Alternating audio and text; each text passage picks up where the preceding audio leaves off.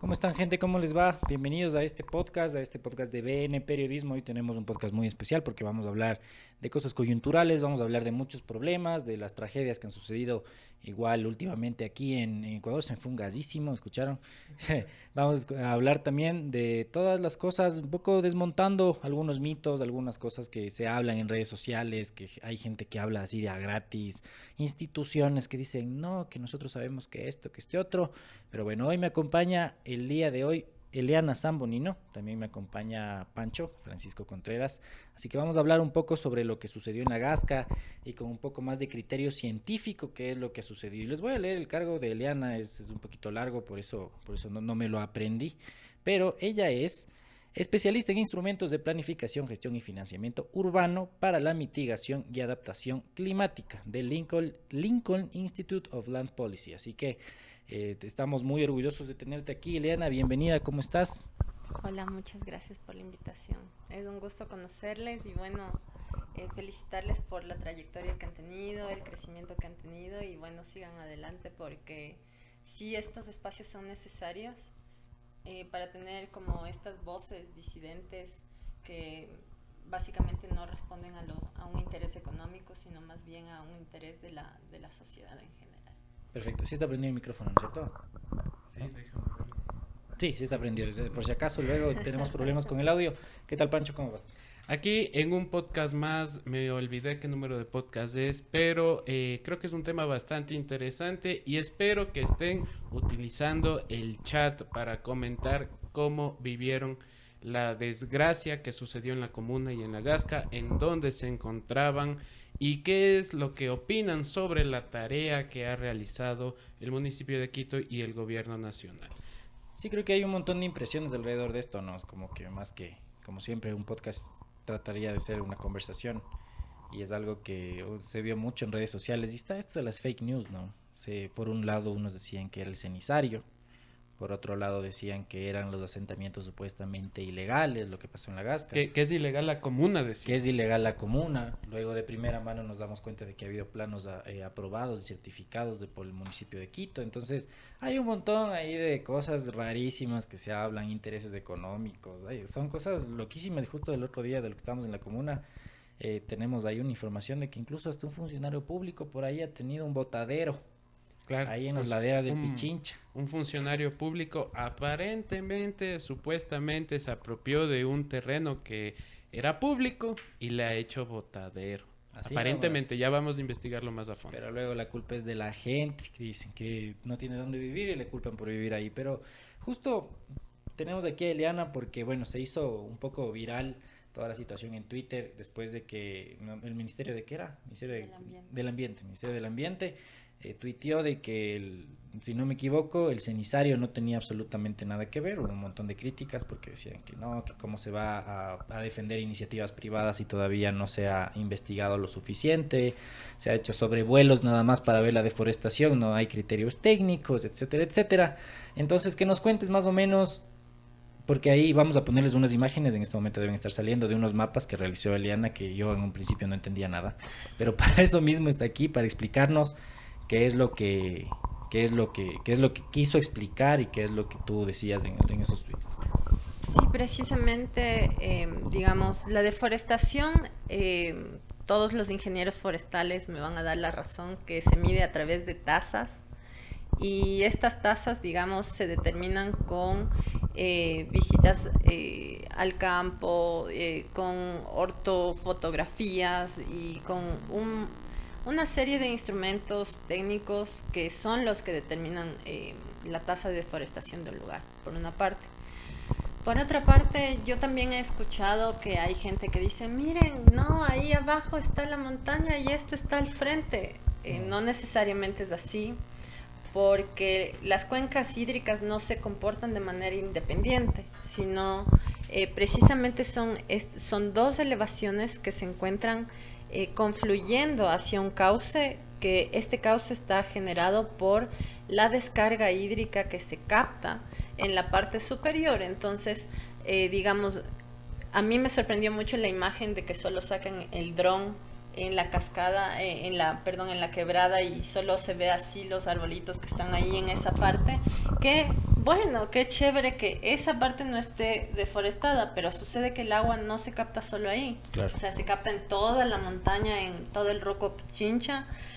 Precisamente hay esta cota de los 4000 metros, que es la línea divisoria de agua, que es donde empieza la cuenca hídrica y termina en los 2950 metros, que debemos estar un poquito, digamos, por esa altura más o menos, que ya es un área poblada. Entonces, no porque haya casas, no porque está en la parte del frente, significa que no tiene incidencia dentro de esta cuenca hídrica. Es decir, es un sistema, no es, digamos, independiente, no es que al un lado está un bosque y al otro lado está el otro bosque y no tiene nada que ver el uno con el otro. O sea, los dos forman parte de un sistema, de una cuenca hídrica. Entonces, Claro que el cauce del agua ha ido encontrando también, o sea, como su cauce natural, decirlo así, durante años. Entonces, asentar aquí, poner asentamientos humanos también influye, pero para eso creo que se debería tener prevención de riesgos. Y aquí una pregunta que te quería hacer, o algo querías decir tú, Pancho, antes. No, yo quería comentarte sobre las fotos que sacaron sobre el sobrevuelo de los drones, que en helicóptero, ¿qué es lo que pasa? ¿Crees que existe algún tipo de incidencia política sobre el equipo técnico del municipio y del gobierno? Porque aparentemente es como que cambian sus resultados técnicos de una semana a otra. sí, bueno, ahí yo quiero señalar algo que es muy importante para la ciudadanía y para todos nosotros. Digamos, absolutamente todo es político.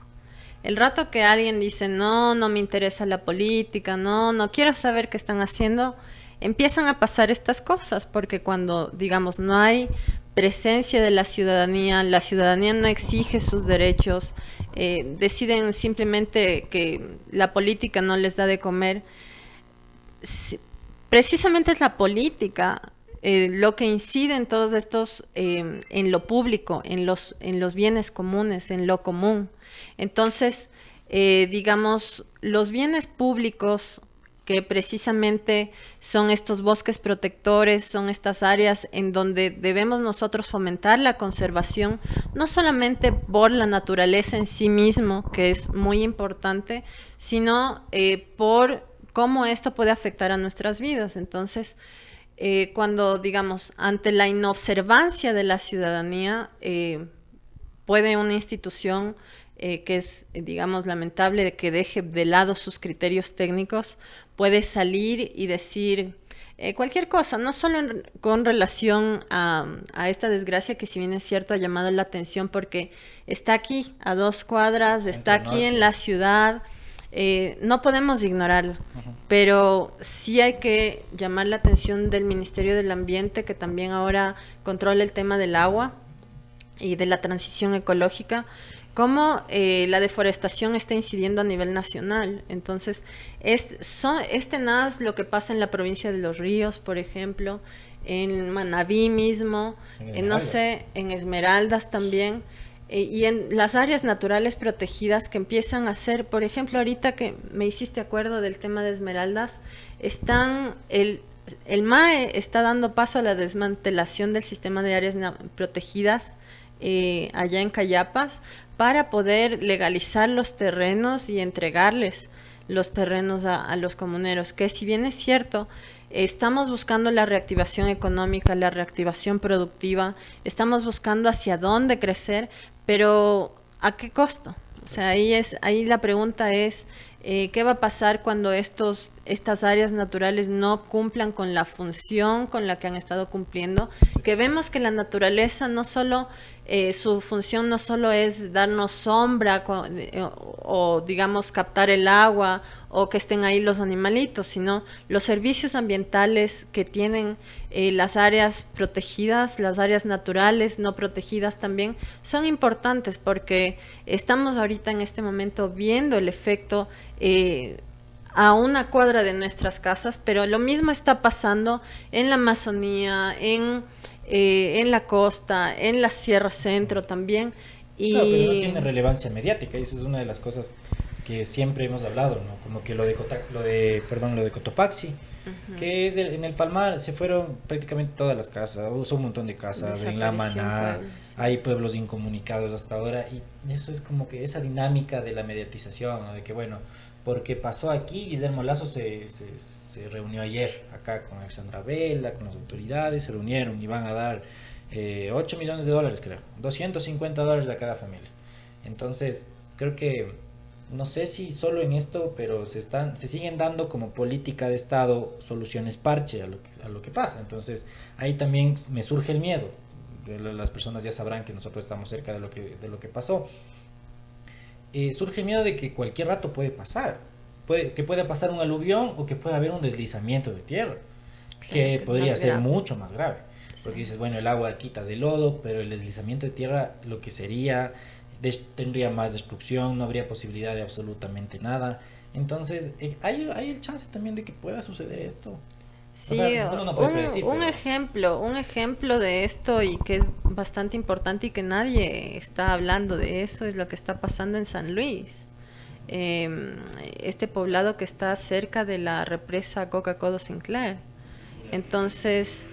digamos, la cascada de San Rafael era la caída de agua más grande que teníamos aquí en el Ecuador, que primero es un atractivo turístico, un servicio ecológico, digamos, las cascadas lo que hacen es oxigenan el agua cuando con la caída, o sea, cumplen su papel, su rol ecológico.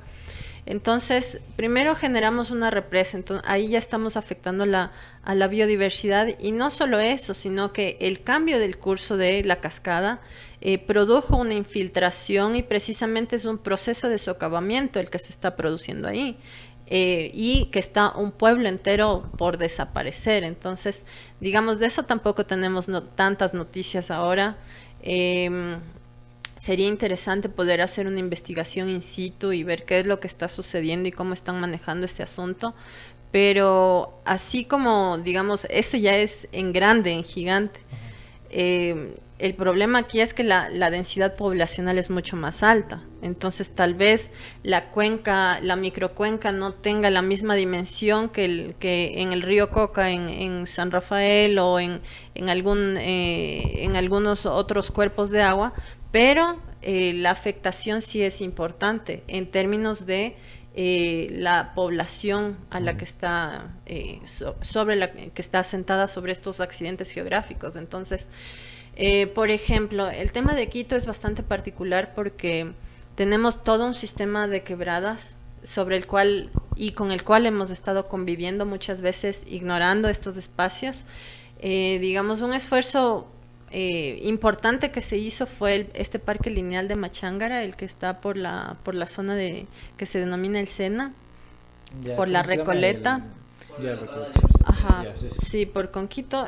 Eso, por ejemplo, es un ejemplo positivo del manejo de las quebradas y de las cuencas. Ortega, creo que también en el sur, en Quitumbe. Así es, en el Parque Las Cuadras, en Quitumbe, digamos, ha habido un esfuerzo, sí, por parte de las administraciones locales de gestionar estos riesgos, pero no necesariamente ha sido un esfuerzo integral y es una política, digamos, una política pública que se deja de lado según la persona que esté al frente, y eso es lamentable porque justamente ayer veía un reportaje que habían ido a ver los embalses en la parte superior de las laderas que precisamente se crearon en 1990. Son 30 años en los que no se ha puesto atención y están prácticamente destruidos, llenos de sedimento, no han tenido el cuidado adecuado. Entonces, ahí, digamos, somos nosotros como ciudadanos quienes debemos exigir a las autoridades,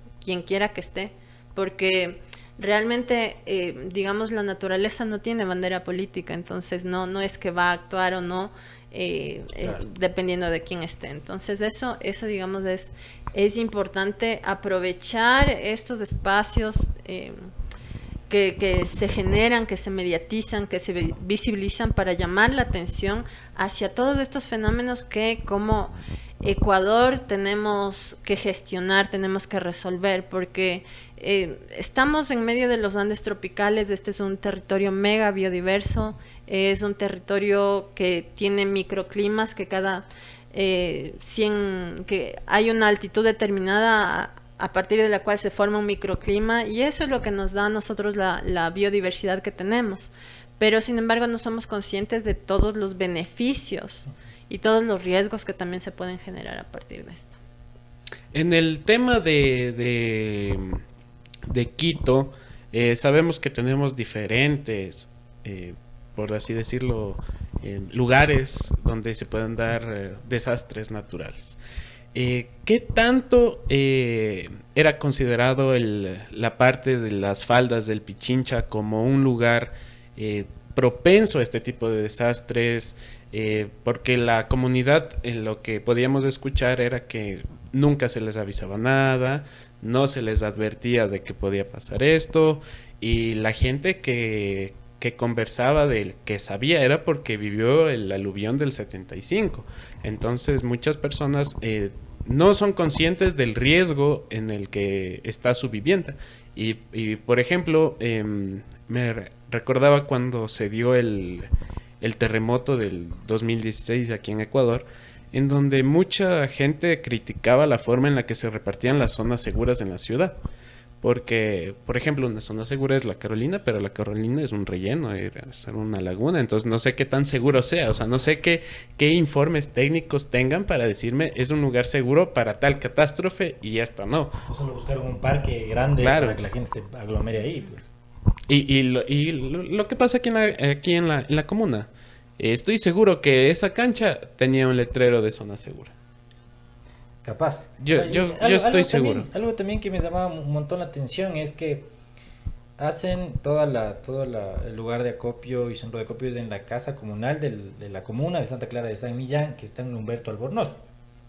En Humberto Albornoz, que es una calle más al norte de todo lo que sucedió, desde la Humberto Bonilla o de la N24C, como quieran llamarle. Una más al norte, de la Munive, perdón. Entonces dices, ¿y si llovía esa noche? ¿Y si de pronto el cauce bajaba por la Humberto Albornoz? Entonces también hay ese tipo de cosas, ¿no? Entonces siempre es como medio improvisado. Yo el otro día hablaba con mi mamá, porque hace 3 años fue lo de este aluvión en la Manuel Valdivieso, que no fue tan fuerte, dejó así como sucia la calle, pero realmente sí hubo pérdidas materiales, pero no hubo pérdidas humanas, por suerte. Y ella decía que más o menos por el 80 hubo también otro ahí en la Valdivieso, y que en ese momento no había el parter que ahora hay en Occidental, de los carriles de tanto sur a norte y norte sur, que lo que hace 3 años fue lo que detuvo el aluvión. Entonces uno se pone a ver, y luego en el 80 lo que había, una de las cosas que había parado el aluvión era el paso a desnivel, que justo uno baja por la Valdivieso y llega al antiguo aeropuerto y ahí hay un paso a desnivel. Entonces todo el agua llegó ahí y se quedó ahí, ya no bajó más al aeropuerto, entonces por eso se salva el aeropuerto. Y uno se pone a pensar y dices, son esas cosas que, o sea, nos salvamos por un pelito a veces, por cosas que no son planificadas, por un parter y por un paso a desnivel. ¿Qué hubiese pasado si llegaba al aeropuerto? Es lo que yo me ponía a pensar el otro día, y lo que conversábamos contigo en la entrevista. ¿Qué hubiese pasado si de pronto era más fuerte el cauce y estaba abierto el metro de Quito y llegaba o se metía por la parada de la Universidad Central? ¿Qué hubiese sucedido? Entonces todo eso como que sí nos pone a pensar, y quería preguntarte ahí a partir de eso, si realmente existen políticas de prevención, o si estas políticas de prevención, si existen, tienen criterios técnicos. Porque uno puede ver señalética en todo lado y dice, ay no, claro, qué seguro que estoy, pero capaz si no. Claro, ese aspecto, digamos, es precisamente, hay algo que se denomina una conjunción o álgebra de riesgos, que es con lo que se hacen las diferentes zonificaciones. Entonces, digamos, los riesgos no solo en Quito, sino en el Ecuador, claro, pueden combinarse. Entonces, digamos, ahí sí tenemos que prenderle la velita a Santa Marianita para que no erupcione el Cotopaxi y haya terremoto al mismo tiempo, digamos. Que casi pasa, ¿no? Claro, entonces ahí lo que nosotros debemos, no sé si ustedes recuerdan cuando éramos todos más pequeños, en mi caso creo que le llevo 10 años, pero el tema es ahí, cuando yo era pequeña, había estas campañas de la defensa civil, y la defensa civil, digamos, siempre estaba: alista tu maleta, toma estas precauciones, estos son los lugares seguros. Sí, pero Esta es la manera en la que debes actuar si es que hay un terremoto. Esta es la manera que debes actuar si es que hay un peligro, incluso hasta de peligros eléctricos había una versión. Esto es lo que debes de hacer si es que hay una inundación. Esto es lo que debes de hacer si es que hay un tsunami. Pero en los 90s estas campañas eran constantes, eran como, digamos, eran periódicas, eran... se podían ver, se podía visibilizar que había una preocupación constante sobre estos temas y que había una gestión al menos de difusión de la información. Y precisamente ahí también hay otro tema muy importante que, digamos, desde el Estado, la importancia del acompañamiento integral a todas estas zonas vulnerables es importante y debe ser constante, porque ¿qué diferencia haría si las personas, si hubiera habido un gestor comunitario que enseña a las personas que viven en la comuna cuáles son los riesgos? No sé, tal vez no hubieran estado, tal vez sabrían que cuando llueve arriba tienen una represa y pueden haber estas consecuencias. Entonces, meterse a la casa, o sea, cualquier cosa. O ir al piso de arriba, Exacto. o ese tipo de cosas, que hay muchas personas que instintivamente lograron salvarse de esa manera. ¿Pero por qué? Instintivamente, cuando esto debería ser un conocimiento que esté difundido desde, o sea, como una de las responsabilidades de la política pública de la ciudad, y no solo de la ciudad, sino de todos los GAT locales, deberían tomar esto como una de sus actividades. Los colegios, ¿no? O sea, las también. escuelas. O sea, porque en Chile, en todo lado, te enseñan cómo hacer un simulacro porque sabes que estás en una tierra sísmica, ¿no? Así Y es. acá y antes sí era parte del currículo académico. Yo hice defensa civil. Sí me acuerdo que me enseñaron un montón de esas cosas. Uno dice, no siempre lo ve lejano, ¿no? Antes del 2016 creo que todo veía lejano, pero ahora dices, cualquier cosa puede pasar. Claro, y me acuerdo de las campañas de los 90, pero los 90 también fue una década bastante complicada en temas de desastres, erupción Guagua de Pichincha, la corriente del Niño. O sea, creo que también se relaciona eso a esa activación de comunicacional que tuvieron en la defensa civil. Me acuerdo que hasta te regalaban la gorra, que era naranja, ahora no sé de qué color será. Y ahora la defensa civil, o sea, ahora me acuerdo que existe. No sé Claro. si todavía existirá, esa es la Claro. cosa. Porque antes sí era, o sea, tú veías el logo así triangular y todo de defensa civil, lo tenías mucho en la mente, ¿no? Pero ahora no, es como, sí, realmente es como que se me ha ido de la, ni me acordé de eso como para decir, bueno, la defensa civil, porque de ahí ni idea, pero sí, justo eso es lo de, que ahora ya en cualquier momento puede pasar todo, ¿no? Ya te pones a ver. Claro. Y es más viral, porque también justo lo que hablamos de la mediatización, quizás hace unos 10 años pasaba algo en el Palmar, o un poco más, ponle 15 años, y no había todo lo que sucedía, que si el gobierno escondía, decía, no, mejor no digamos, lo de Saruma, por ejemplo, esas cosas. Entonces nos damos cuenta que sí estamos en un país donde en serio mañana puede hundirse el suelo, o puede caerse la montaña, o puede venir una ola. Y lo que pasó igual también con lo lo que se criticó, lo de la alarma de supuesto tsunami cuando erupcionó el volcán, que toda la gente se fue a meter pues al agua. No sé si Claro. vieron eso. Sí, bastante. Fue en esta isla que erupcionó no me acuerdo el nombre del volcán. Volcán Tonga. Claro, y se dio un tsunami. Japón alarmó a todo el Todos mundo. metidos acá en el agua. Claro, y en cambio aquí en Ecuador uno veía los videos de la gente lanzándose al mar. Y es como que, y se grababan historias aquí en el tsunami, que no sé qué. Entonces, como que, por suerte, sí hubo un oleaje más fuerte, pero no fue más de 1 metro las olas. O sea, por suerte, porque estoy seguro que había gente que hacía eso y ni siquiera sabía nadar. O sea, así es y también el control, ¿no? O sea, Exacto. pusieron la alarma, pasaron los salvavidas diciendo que se metan, pero tampoco ellos tienen la capacidad como para controlar a 1000 Claro, personas. las autoridades son como que parece que aplastan el botón de la alarma y esos son los primeros que salen corriendo del lugar, pues. O sea, no te organizan, porque claro, justo lo que dices es un buen punto. Bueno, das la alarma, pero ves que la gente, porque en todo lado, no solo en Ecuador, en todo lado vas a encontrar gente que, pucha, va al volcán y se va a querer meter al volcán a tomarse unas selfies o a hacer un video para YouTube. Pero debe haber gente que te diga, no, no vayas. Lo que pasó igual en las Islas Canarias recién. Una periodista se fue a meter, le dijeron, no se meta. No, no, que quiero meterme a hacer el reportaje, no se meta. No, bueno, a su riesgo. Está grabado, vaya. Perfecto. Pero tiene que haber alguien que te diga que no, porque somos mal llevados a veces también. Y ese es uno de los problemas. Claro, eso es importante también señalar, que la actitud ciudadana se construye. Entonces, digamos, para ahora las redes sociales son un espacio a veces tan líquido, así llamémoslo, que necesitan llamar la atención, generar visitas, y por este espíritu, digamos, hay muchos influencers o personas que quieren buscar esta posición, que incluso han fallecido por hacer retos, por sacarse fotos digamos, al borde del abismo o en la parte más alta del edificio. Entonces, o hay también estos retos que ya son un poco más peligrosos, pero eso también es una actitud de educación y que se construye en la sociedad. Pero, digamos,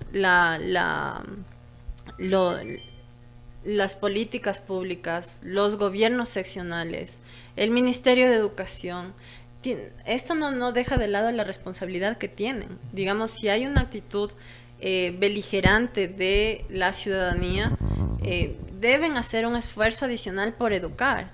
Es decir, la educación no pasa, digamos, no sé, que te eduquen y que te enseñen a saludar en la casa, que sí es importante, pero no necesariamente todas las personas, todas las familias tienen el mismo acceso a la información, a la educación, en este caso, a las buenas costumbres o a este tipo de responsabilidad ciudadana. Eso es algo que se forma, es algo que, digamos, aquí hay las casas Somos, que, digamos, son una iniciativa barrial que se sostiene en muchos lugares.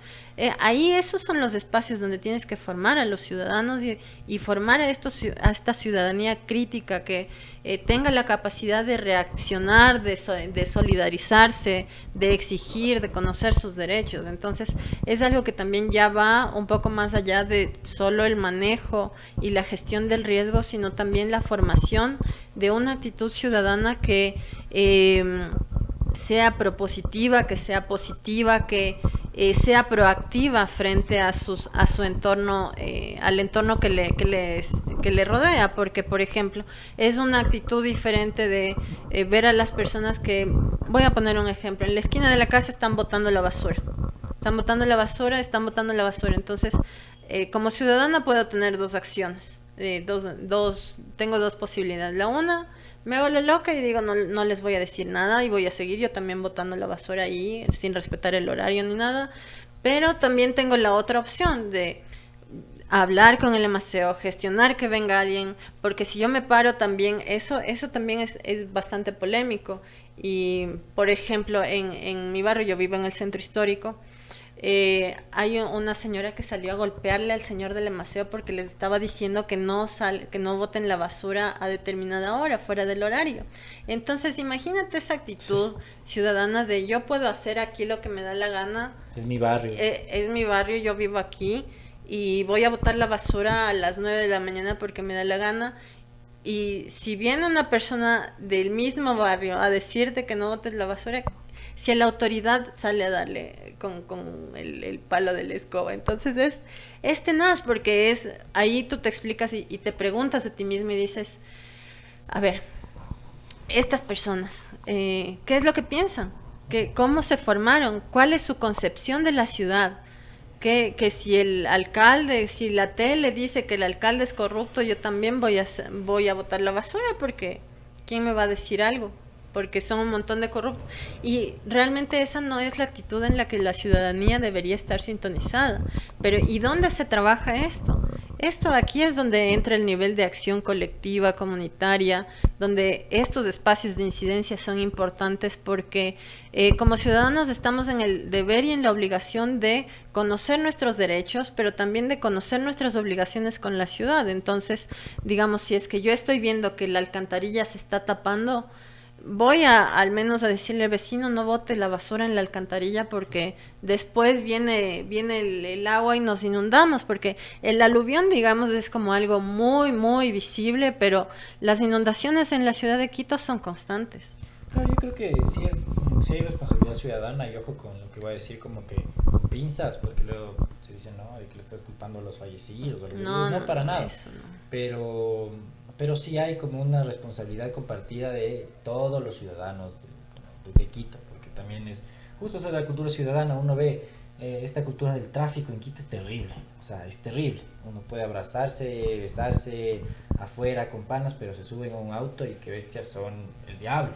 Igual los ciclistas, igual los motociclistas. Entonces creo que cada uno siempre tenemos una responsabilidad en ese sentido, ¿no? Y es eso, es como exigir también, exigir que luego de esto, creo que es el momento para nosotros decir, bueno, se deben hacer cosas a largo plazo, no queremos volver a vivir esta tragedia. Es decir, aprovechar esto para que no haya soluciones parche, para que no solamente se reconstruyan edificios, sino que también haya asistencia permanente para las víctimas, los heridos, etcétera, etcétera. Entonces, creo que esa es la oportunidad que como ciudadanía deberíamos como aprovechar, no solamente decir, bueno, vamos a ir a ayudar, a limpiar, y ahí se acabó. Porque eso es, de todo lo difícil que fue, es lo más fácil, por decirlo así. Creo que por ese lado. Sí, yo creo que también esta actitud de la gente como que, yo lo diría un que me importismo ante este tipo de cosas que pueden suceder, porque es como que a mí no me va a pasar, a mí no me va a pasar. Yo digo A otros les ha de pasar. Pero también creo que esto se traslada a las autoridades, porque tiene que pasar la desgracia para que se preocupen por esos mismos temas en otros sectores del país. Pasa inundaciones en Esmeraldas, pasa lo que está pasando en Cotopaxi, lo que está pasando aquí en Quito, y de ahí sí suenan las alertas de qué es lo que se puede hacer para evitar deslaves y aluviones. Pero tuvieron muchísimos años para poder conversar sobre eso, pero nadie conversa de eso. Entonces, el papel de las autoridades creo que también es bastante complementario, porque es como cuando sucede un incendio.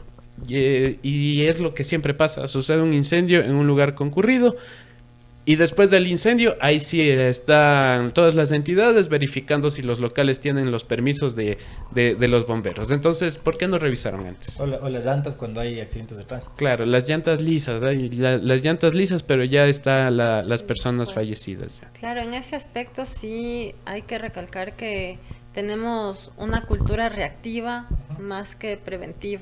Y no porque no existan las leyes, y eso también es necesario recalcar, hay leyes, ordenanzas, planes, normativas, reglamentos, hay una serie de instrumentos jurídicos que no se implementan. Entonces, ¿dónde está esta implementación, la responsabilidad de implementación? Porque debemos ser conscientes que las personas que entran a estos cargos públicos no necesariamente entran a regular. Su interés no es regular, implementar, porque ¿qué tal si es que yo voy y me pongo a regular todos los permisos de todas las tienditas y todo?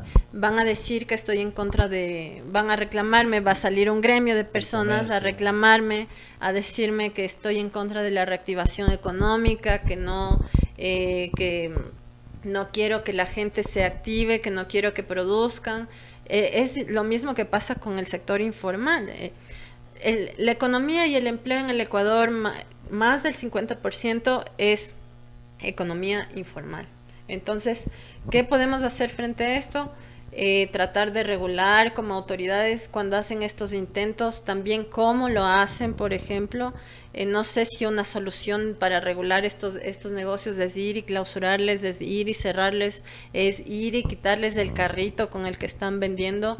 O sea, ahí también hay que un poco ver cuál es el procedimiento de acción que se requiere ahí, porque, por ejemplo, si es que yo veo que hay un emprendimiento de economía popular y solidaria, de economía social y solidaria, no voy a ir, o de economía familiar, no voy a ir y voy a quitarle su medio de trabajo. ¿Qué es lo que tengo yo que hacer como autoridad? Promover algún tema de capacitación para que la persona empiece se vincule, si no se ha enterado que hay una formación para manejo de alimentos, por favor, aquí está, le mando un agente, un gestor comunitario, le mando una persona del municipio a decirle, mire, capacítese, certifíquese, haga eso, formalícese. Es que es como más barato reprimir que capacitar. Entonces, y eso también genera odio a las autoridades, ¿no?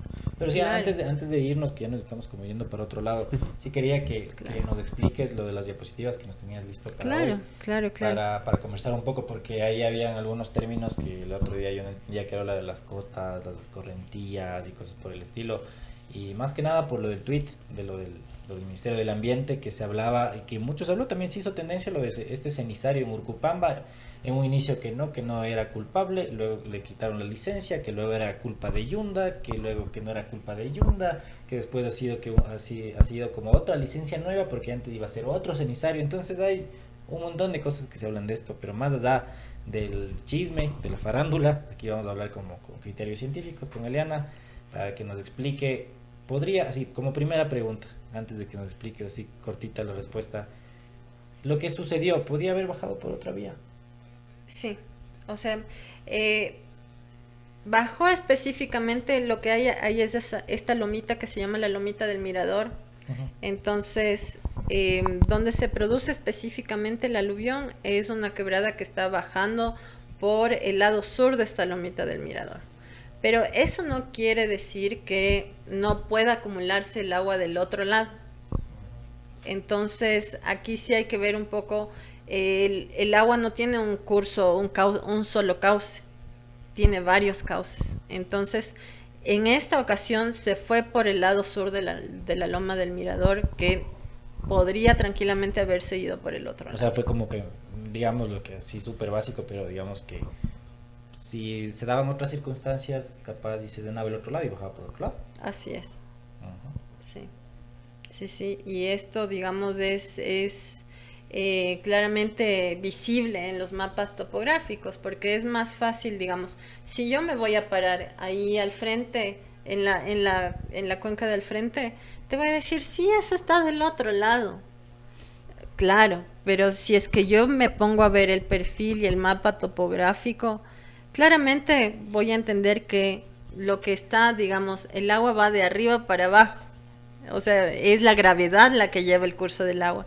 Y si está saturado el suelo, va a ir por donde tenga escape. Entonces, el agua precisamente lo que va a hacer es buscar el curso más óptimo para las condiciones dadas específicamente en esa circunstancia. No es que siempre va a ir por un mismo lugar o por un mismo cauce. Y hay que recordar que siempre, digamos, el agua es un elemento que se adapta a la morfología, a las formas, y también con el paso del tiempo va generando erosión, va socavando y va generando su propio cauce. Entonces, aquí hay que tener algo bastante claro, que es, no se trata de que solo en esa parte de la quebrada llueve, o solo en el otro lado de la quebrada llueve en toda la montaña. O sea, el Ruco Pichincha tiene una elevación de 4.596 metros. Entonces, toda el área de captación de las laderas del Pichincha es precisamente es toda la montaña. No es solo la quebrada, no es solo por donde yo les muestro el dron, no es solo la montaña de al frente. Es toda la montaña, es un sistema. Entonces, eso es importante entender y, digamos, no es responsabilidad directa, pero sí incide. O sea, incide, incrementa la posibilidad, incrementa el flujo de agua. Entonces, esto es importante comprender, porque yo no puedo decir, no, es que yo estoy en la montaña, en la ladera de al frente. O sea, estoy en la ladera de al frente y ahí abajo veo las casas, pero sucede que en la ladera que estás parado contribuye al mismo cauce. Entonces, eso también es un poco de digamos, tratar de simplificar la información, porque a simple vista no se ve. O sea, yo veo de aquí toda la montaña tiene la misma elevación, pero sucede que tiene curvas de nivel, todas estas cotas. ¿Qué significa una curva de nivel? Es se dan cada 100 metros, se traza en los mapas topográficos una línea en la que se distingue estos cambios de relieve. Entonces, precisamente se puede ver que estas cotas o estas curvas de nivel están dentro del área de incidencia. Es decir, si es que se me llena el suelo aquí, se satura y empieza digamos, a rebalsar el agua hacia la parte de abajo, el agua se va a ir por donde mejor pueda. Y si es que encuentra una capa de cemento, una capa asfáltica, el agua va a seguir su curso, no se va a meter porque una de las funciones del suelo es la absorción y la retención de agua. Claro, solo va a correr y correr. Así es, y va a ir hasta la zona en donde encuentre esta absorción. Entonces, generalmente ahí lo que se plantea son soluciones basadas en la naturaleza, en las que se permita que estos cauces de agua retornen, digamos, a su curso natural, que en este caso corresponde a la infiltración en el suelo. Ahora, esto también nosotros tenemos que recordar que estamos en un valle que son quebradas rellenas, estamos viviendo sobre quebradas rellenas. Entonces, lo que nosotros deberíamos exigir es que haya un adecuado manejo de esa filtración de agua hacia el subsuelo y del agua que no se infiltra y que finalmente escurre por sobre la capa asfáltica y por sobre el suelo. Entonces, esto es lo que básicamente se trata la escorrentía. No necesariamente quiere decir que aquí va a haber una laguna, claro, pero sí por el relieve hay una mayor o menor probabilidad de que esto afecte al asentamiento que tenemos adjunto a este lugar. Entonces, ¿y por qué lado nomás podría bajar? O sea, me da la curiosidad, porque justo veía en los mapas que subías a Twitter que como que había algunos cauces posibles, ¿no? Qué sé yo, la Mariana de Jesús, la Manuel Valdivieso, el sector del Bosque, acá incluso esta quebrada del barrio Almero, que podría bajar por la Bolivia.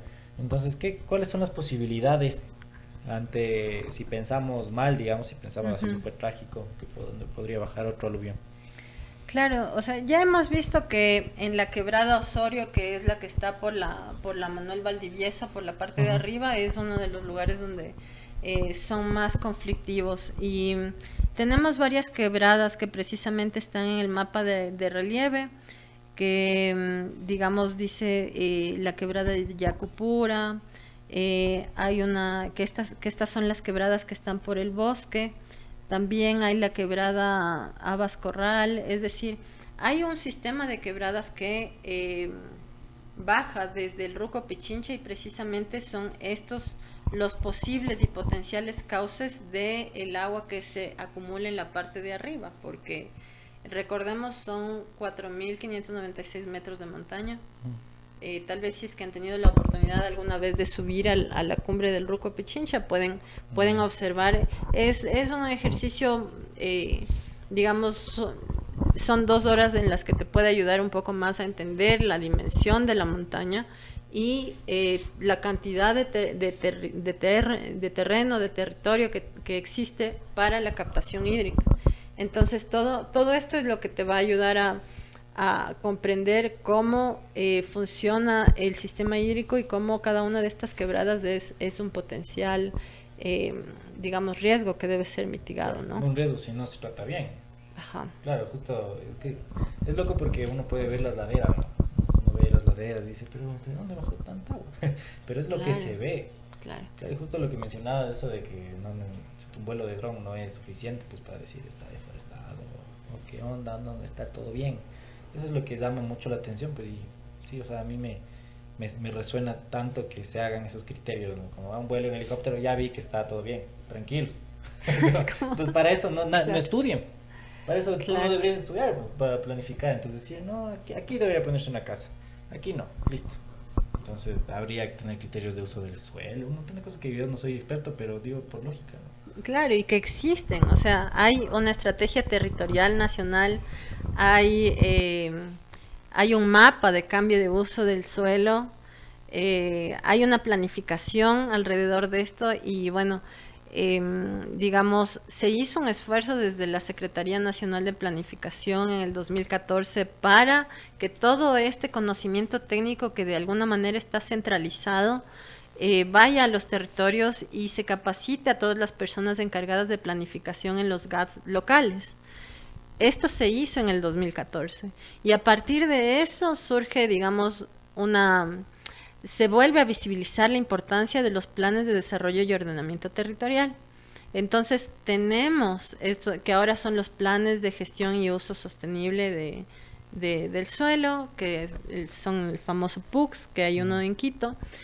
Y que sí, o sea, aquí en estos planes ustedes pueden revisar esta documentación, hay toda esta información, o sea, no es que la información no está levantada, está ahí. ¿No se aplica? Pero no se aplica en el momento en el que tiene que dar una licencia el municipio, no sé por qué se olvida de que existe una ordenanza, de que sea lo que sea,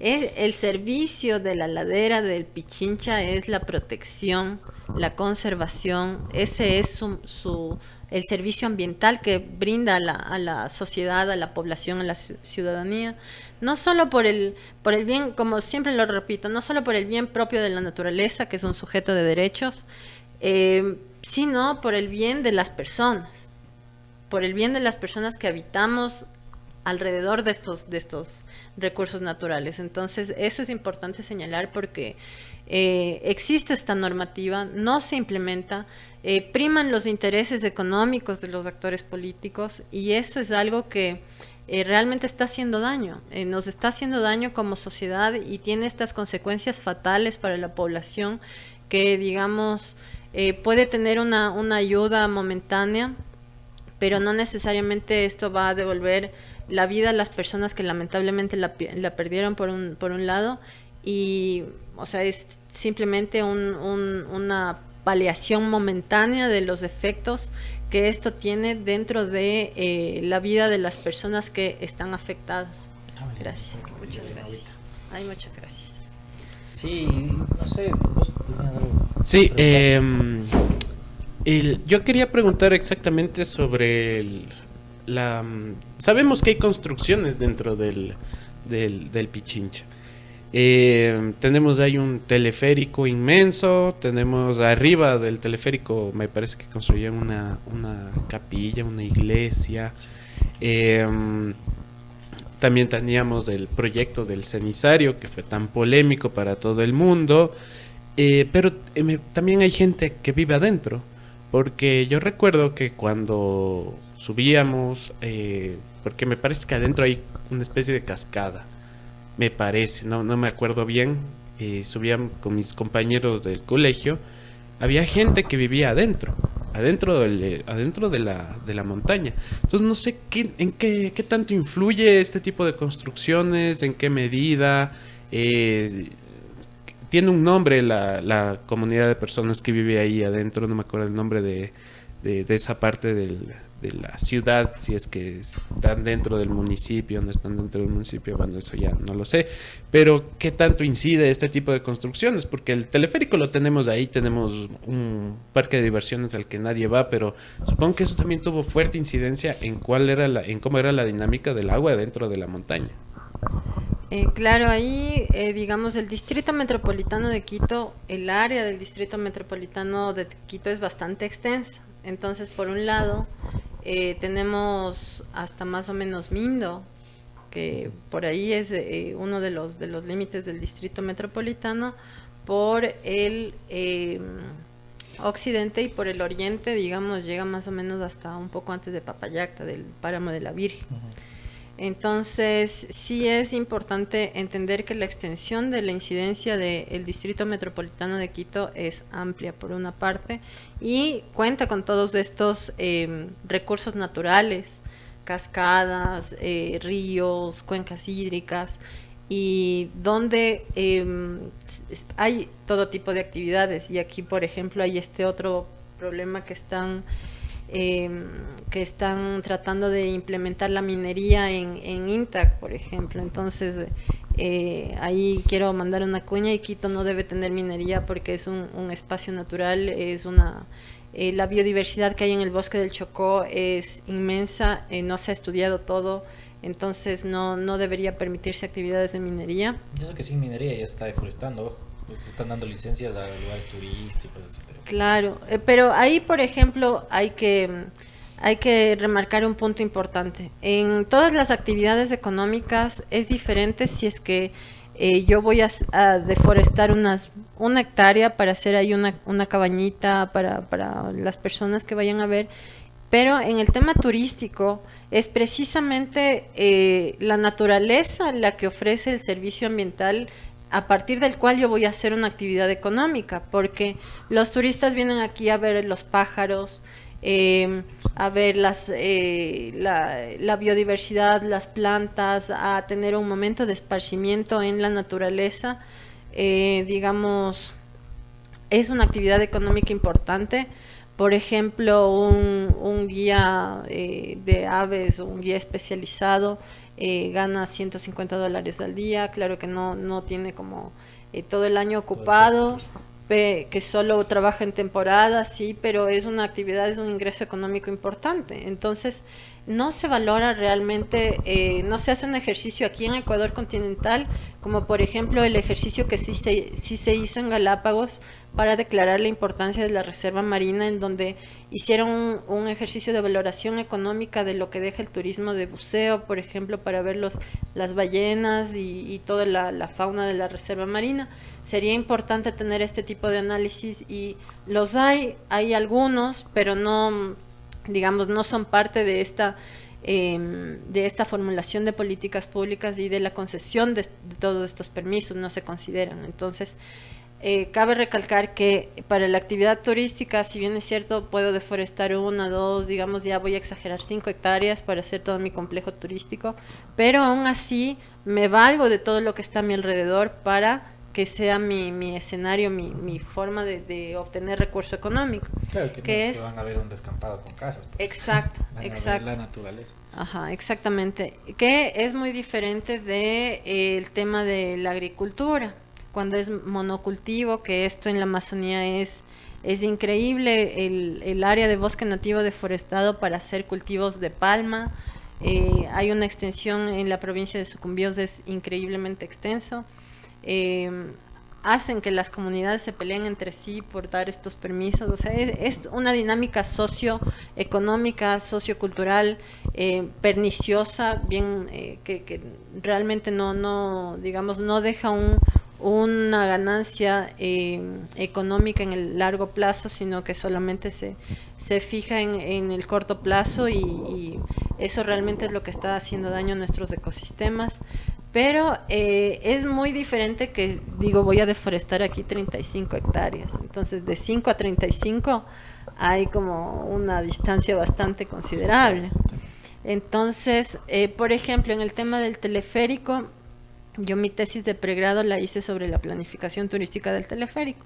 Cuando se planteó este proyecto, se esperaba un número muy diferente de personas, de usuarios, a los que realmente hay, y eso precisamente pasa porque se enfocan las actividades turísticas o actividades económicas en el Ecuador precisamente en el turismo de masas, y parece que ya quedó bastante claro después de los últimos 10 años de este esfuerzo que estaban haciendo de empujarnos hacia el turismo de masas, que realmente no es un tipo de turismo rentable para nosotros, que digamos nuestro turismo tiene que ser de biodiversidad de alto valor, sí, para segmentos que valoren este tipo de turismo, y también, digamos, hacer un tema de acceso a través de la educación, a través de salidas de campo, para que las personas de las escuelas, colegios conozcan toda la naturaleza, porque digamos, nadie ama lo que no conoce. Entonces, si es que yo no conozco, que tengo un país que en un parquecito hay más pájaros que en todo Canadá, o sea, no voy a valorar eso. Valora. Entonces, eso por un lado. Y en todo lugar donde haya un parqueadero, donde haya una superficie extensa de capa asfáltica, va a incrementar la escorrentía y eso va a incidir en que haya más probabilidades de que el riesgo incremente laderas abajo. Entonces, un poco contestando a la pregunta, sí, o sea, incide, todo incide, sí, pero depende mucho la actividad económica en la que esté enfocada. Sí, yo creo que bueno, ya vamos cerrando el podcast. Hemos conversado un montón sobre estos temas, sobre lo de la comuna, sobre lo de la Gasca, sobre todo lo que ha pasado, todos los riesgos que también existen en Quito. Bueno, no solamente en Quito, estamos hablando como el caso puntual, el caso más mediático también, pero de ahí hay en todo lado. Creo que el último año, no calendarizado, sino el último año, así han pasado un montón de cosas, lo que decía lo de Saruma, lo del Palmar, lo de aquí de Quito, las inundaciones de Guayaquil, que con una lluvia se inundó toda la ciudad prácticamente. Aquí también, cuando llueve, abajo se inundan todos los pasos a desnivel, el alcantarillado es terrible. Entonces, como que estás en agosto y hay incendios, y luego estás por abril y se inunda, entonces nunca estás libre de alguna tragedia, y eso es algo que te da gracia, pero no es chistoso, no es chistoso. Entonces, igual vamos a poner las diapositivas luego, ahí ustedes van a poder ver las diapositivas de Eliana, ya nos va a pasar y vamos a revisarlas. Pueden seguirla en Instagram, como en Twitter como @Eleana, ¿no es cierto? Eleana es H-E-L-E-A-N-A, Eleana. Así que vayan a seguirla, tiene muy buen contenido y muy explicativo para que entiendan y no se dejen llevar por las fake news. Eso. Sí, creo que es Andrés ya se despidió. Bueno, no sé si quieren. Ya se despidió, pero ya nos vamos a despedir. Muchas gracias por acompañarnos en este podcast. Muchas gracias, Eliana, por la gran explicación que nos has brindado el día de hoy. Igual pueden revisar, está en un Buenas, ¿verdad? La entrevista que ya Andrés le realizó en el Buenas de este lunes. El lunes, yo no sé ni qué día estoy. 7 de febrero. El lunes 7 de febrero. El 7 de febrero. En Facebook, así. Ajá. Igual pueden ver un fragmento en Facebook para que se enteren más de toda esta problemática, para que tengan una opinión técnica sobre lo que está pasando y lo que puede pasar, y esperemos que no vuelva a pasar, y esperemos que las autoridades se pongan serias, ¿no? Ya dejando a un lado no sé, esa presencia política que buscan, de que me voy a pasear por aquí, de que voy a entregar un bono, de que me voy por acá, cuando en realidad hay problemáticas mucho más estructurales en todos estos problemas. Bueno, yo también me despido. Recuerden seguir a BN Periodismo en todas sus redes sociales. ¿Y quieres mandarnos un mensaje final para la linda gente que se conectó esta tarde? Primero, muchas gracias a ABN. Quiero felicitarles de nuevo porque necesitamos de estos espacios de reflexión que básicamente no están vendidos. Y bueno, felicitarles y apoyen a ABN Periodismo porque necesitamos de estos espacios como ciudadanos. Por otro lado, Quito sin minería, no debemos permitir la minería en la ciudad de Quito, en el distrito metropolitano. Y cuidamos la naturaleza, porque no solo es por la naturaleza, sino es por nosotros mismos, y estamos viendo las consecuencias de descuidarnos de la naturaleza. Entonces, estamos en un país que ha sido bendecido por muchísima biodiversidad, muchísima agua, muchísimas especies animales. Cuidemos, aprovechemos, saquemos provecho de esto de una manera sostenible.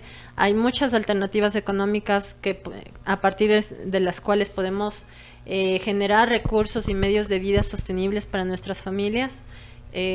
Hagamos uso de estas, y para las autoridades, por favor, sus intereses particulares no pueden primar sobre el bien común. Muchas gracias. Sí, antes de nada, igual estamos realizando ahí vamos a realizar un reportaje sobre todo lo que pasa con la comuna, todo lo que hemos hablado aquí, un montón de más historias, un montón de cosas, así que Eliana también saldrá ahí con fragmentos del podcast, saldrá con algún fragmento también de la entrevista que le realizamos, explicando todo.